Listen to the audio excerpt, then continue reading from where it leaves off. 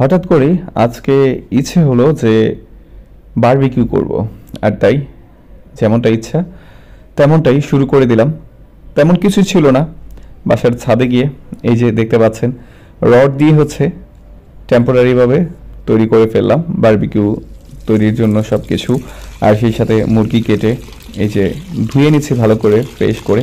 অনেকদিন ধরেই ট্যুরে যাওয়া হচ্ছে না, আর হঠাৎ করে ভাবলাম ঠান্ডা পড়েছে অনেকটাই, তাই একটু বারবিকিউ হলে খারাপ হয় না। কিন্তু কোনো কিছুই ছিল না, কিভাবে কি করব বুঝে উঠতে পারছিলাম না। তখন দেখলাম যে কিছু রড রয়েছে, ইট রয়েছে, এগুলো দিয়েই বাসার ছাদে টেম্পোরারি তৈরি করে ফেললাম। কিছু কয়লা ছিল, সেগুলো দিয়ে চিন্তা করলাম যে বারবিকিউটা তাহলে করেই ফেলা যায়। তো বাজারে গেলাম, মুরগি কেটে নিয়ে আসলাম। আসার পর মুরগিগুলো এই যে পিস পিস করে এখন ধুয়ে নিচ্ছি। আজকে আমার সাথে এই বারবিকিউ করার জন্য আমার সাথে সহযোগিতা করছে তারেক ভাই রয়েছেন। আমরা দুজন মিলেই প্রস্তুতি নিচ্ছি। আর এই যে এখন দেখতে পাচ্ছেন এই মশলাটা আমরা তৈরি করেছি, অর্থাৎ তৈরি করে কিছুক্ষণ আমরা রেখে দিয়েছিলাম। আর এখন এটা মেখে নিব, মেখে আমরা কিছুক্ষণ রেখে দিব, তারপর আমরা বারবিকিউটা করব। তবে আপনাদেরকে একটু বলে রাখছি, যারা হুটহাট করে বারবিকিউ করতে চান, যেমন একদম ন্যাচারাল যে মশলাগুলো রয়েছে আমরা সেগুলো ব্যবহার করেছি। এখানে আদা, মশলা, হলুদ, মরিচ, লং, দারচিনি, এগুলো আমরা ব্লেন্ডিং করে তারপর নিয়েছিলাম, কিছুক্ষণ ফ্রিজে রেখে দিয়েছিলাম। এখন সেটি আমরা এই মুরগির সাথে মিক্সড করে নিচ্ছি। মিক্সড করে অনেকক্ষণ রেখে দিতে হবে, তবে এটা সবচেয়ে ভালো হয় যত বেশিক্ষণ রাখা যাবে মশলাটার ভিতরে ঢুকে যায়। তো যারা হুটহাট করে করতে চাচ্ছেন, যে খুব সহজেই বারবিকিউ করতে চান, তারা এই প্রসেসটি ব্যবহার করতে পারেন। যেমন আমার মনে হচ্ছিল যে আজকে বারবিকিউ করব, কিন্তু এই মুহূর্তে আসলে অ্যারেঞ্জ করাটা একটা টাফ ছিল। আর এরকম হুটহাট করে যদি বারবিকিউ করতে চান তাহলে আপনারাও করতে পারবেন, যেমনটি আমি শুরু করেছি। এই যে আমার মাখা কমপ্লিট হয়ে গেছে, দেখতে পাচ্ছেন। লিটল ট্রাভেলার তামিল চ্যানেলটি সাবস্ক্রাইব করুন আর আপডেটের জন্য পাশে থাকা বেল বাটনটি ক্লিক করুন। বাসার ছাদে চলে আসলাম, যে ইট দিয়ে চুলাটা তৈরি করেছি তার মধ্যে কয়লাগুলো রেখেছি, আর এই যে কয়লাতে আগুন ধরাচ্ছি, কিছু কাঠ পুড়ে নিচ্ছি। তবে হয়তোবা অনেকে দেখে হাসতে পারেন, কিন্তু হাস্যকর হলেও আমার কাছে বিষয়টা খুব ইন্টারেস্টিং লেগেছে।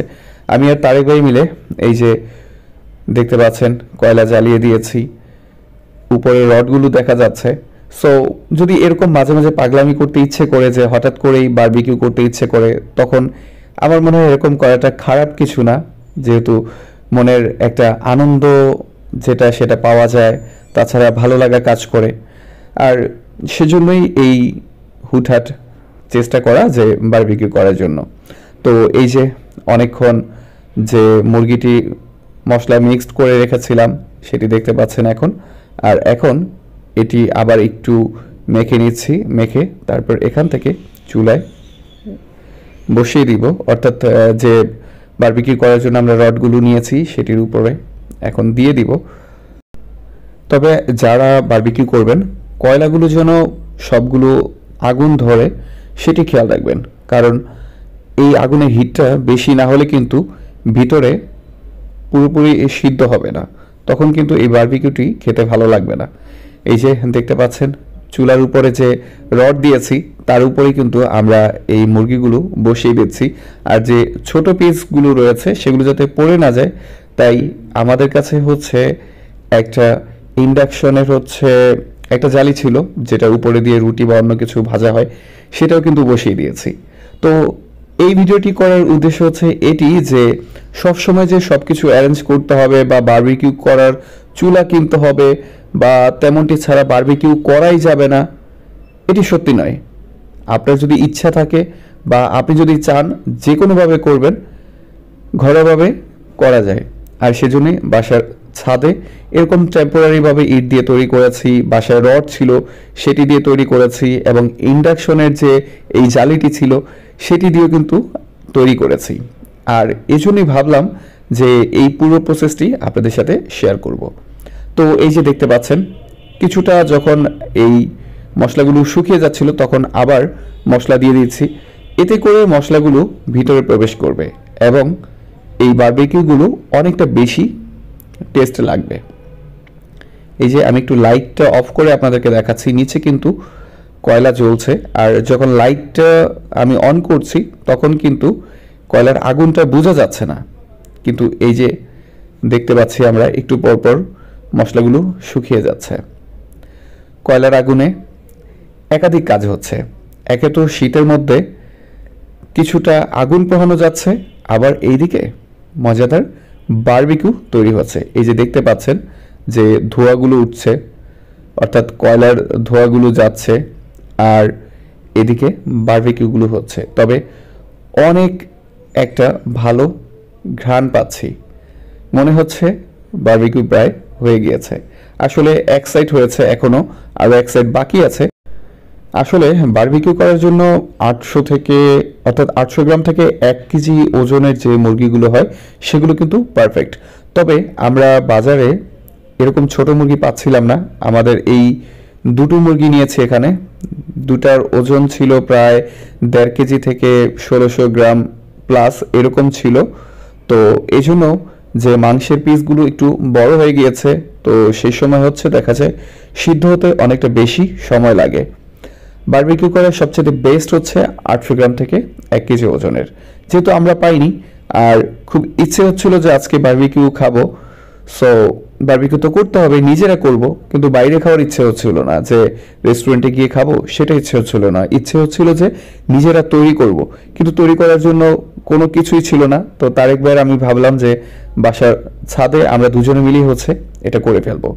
আর এই যে বারবিকিউ যখন এক পাশ হয়ে গিয়েছে আমরা উল্টে দিয়েছি, উল্টে দেওয়ার পর হচ্ছে আবার মশলাগুলো দিচ্ছি। এই মশলাগুলো দেওয়ার মেন উদ্দেশ্য হচ্ছে মশলাগুলো ভিতরে প্রবেশ করবে, আর শুকিয়ে গেলে মাংসটা পুড়ে যায়, সেক্ষেত্রে যাতে পুড়ে না যায়, পুরোপুরি ভিতরে সিদ্ধ হয়, সেজন্য একটু পরপর মশলা দিচ্ছি। নিচে কয়লার আগুন জ্বলছে, আর উপরে যে রডগুলো দিয়েছি রডের উপরে আমাদের এই মুরগিগুলো রয়েছে, আমরা একটু পরপর মশলা দিচ্ছি, আর অনেক সুন্দর একটা ঘ্রাণ আসছে বারবিকিউর। যারা নিজেরা বারবিকিউ করেন তারা অবশ্যই জানেন যে এই ঘ্রাণটা কতটা ভালো লাগে।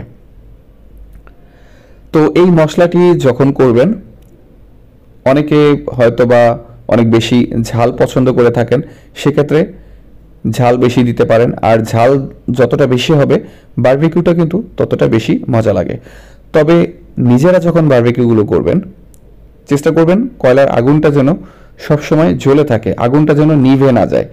যদি আপনার আগুন নিভে যায়, অনেক সময় দেখা যায় যে মাংসটা পুরোপুরি সিদ্ধ না হলে বা যে হাড়গুলো রয়েছে সেগুলোর পাশে কিন্তু রক্ত জমে থাকে। সো এই জন্য বেশি সিদ্ধ করার চেষ্টা করবেন, তাহলে খেতেও ভালো লাগবে আর ভিতরে মাংসটা কাঁচা থাকবে না। ভিউয়ার্স, এর আগেও অনেকবার বারবিকিউ করেছিলাম, তবে যখন বারবিকিউগুলো করেছিলাম তখন কিন্তু যে বারবিকিউর চুলা ছিল সেগুলো কিন্তু ছিল, আর এখন যে বারবিকিউ করছি কোনো কিছুই নাই, জাস্ট ইট দিয়ে বসিয়ে তার উপরে রড দিয়ে হচ্ছে এই বারবিকিউটি তৈরি করছি। এই যে দেখতে পাচ্ছেন আমরা একটু পরপর সেটি উল্টে দিচ্ছি। খুবই গরম, ধরতে অনেকটা কষ্ট হচ্ছে। তো উল্টে দেওয়ার কারণ হচ্ছে যে এক সাইড যখন হয়ে যাচ্ছে অন্য সাইডও যাতে হয়, এই জন্য আমরা কিছুক্ষণ পরপর হচ্ছে উল্টে দিচ্ছি এবং প্রয়োজন মতো মশলা দিয়ে নিচ্ছি।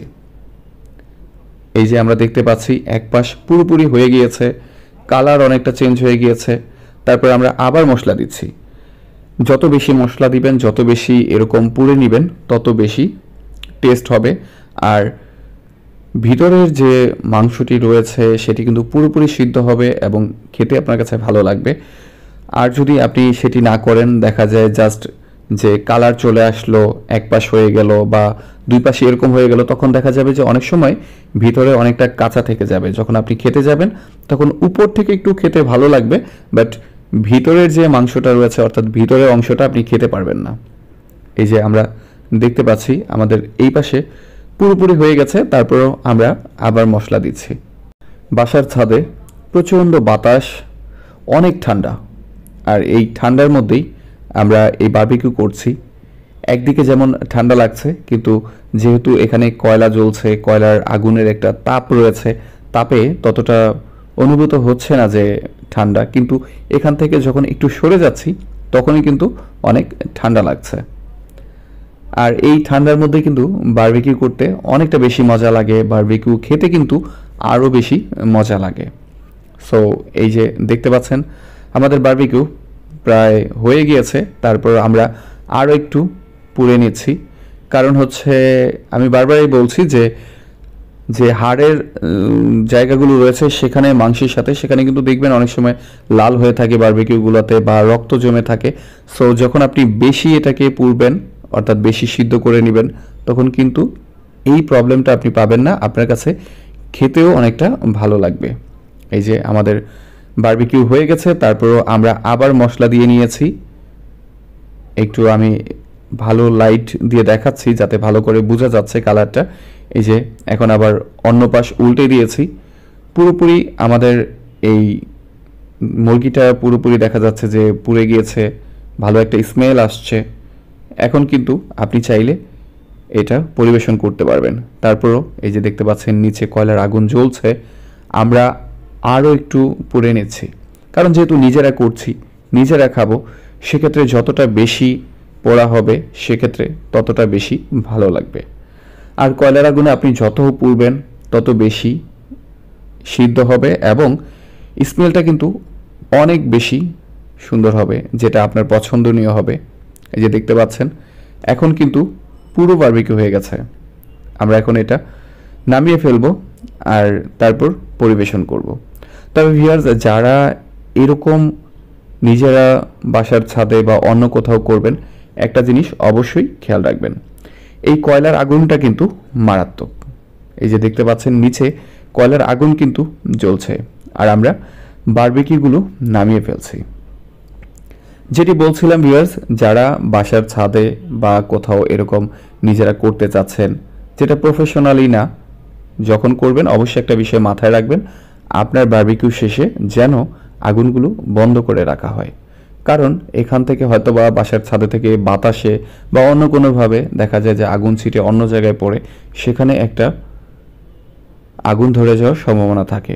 আর তাই এই বিষয়টি সবাই মাথায় রাখবেন, অনেক বেশি সতর্কতা অবলম্বন করবেন। সো এভরিওয়ান, সবাই ভালো থাকুন, সুস্থ থাকুন, নিরাপদে থাকুন আর লিটল ট্রাভেলার তানিমের সাথেই থাকুন।